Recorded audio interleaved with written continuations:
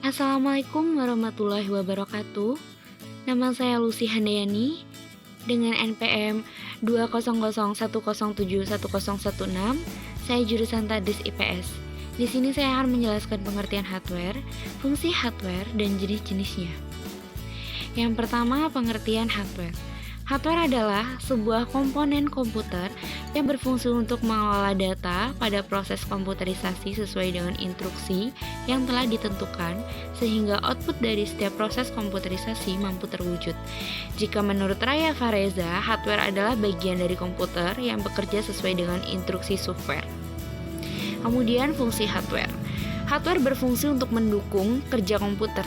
Namun secara umum, fungsi hardware adalah yang pertama, menerima input. Hardware berfungsi untuk menerima input yang dikirimkan oleh user. Kemudian mengelola data.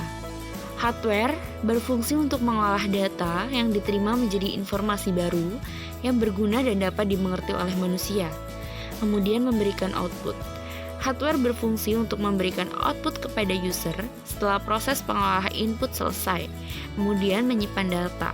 Hardware adalah perangkat keras yang berfungsi untuk menyimpan data output yang dihasilkan dan biasanya tersimpan dalam perangkat penyimpanan sekunder komputer.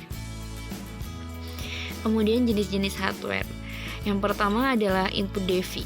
Berfungsi untuk memasukkan data atau informasi dalam bentuk teks, gambar, video, dan audio ke komputer.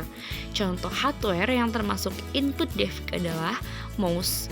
Mouse itu berfungsi untuk menggerakkan kursor, kemudian ada keyboard yang berfungsi untuk memasukkan informasi berupa angka, huruf, atau simbol ke dalam komputer.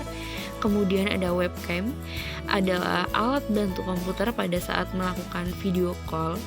Kemudian yang kedua ada proses DV. Proses DV merupakan otak komputer yang berfungsi untuk mengelola informasi yang dimasukkan ke dalam komputer.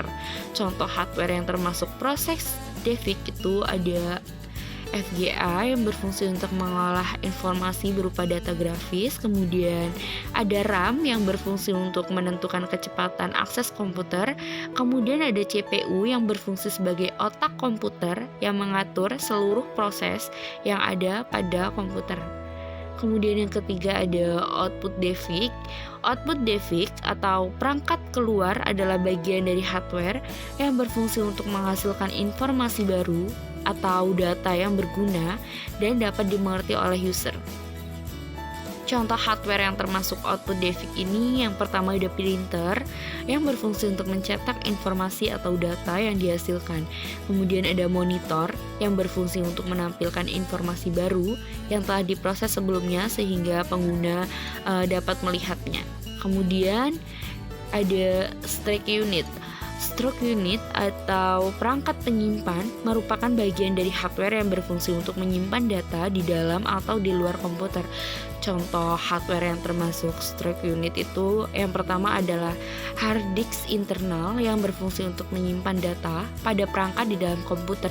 Kemudian ada hard disk eksternal yang berfungsi untuk menyimpan data pada perangkat di luar komputer. Salah satu jenisnya adalah flash disk. Kemudian ada peripheral.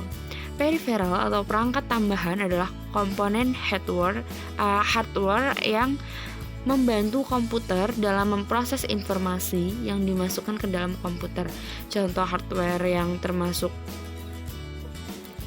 peripheral adalah modem, yaitu berfungsi untuk menghubungkan komputer ke jaringan internet dengan cara mengubah sinyal digital menjadi sinyal analog dan sebaliknya.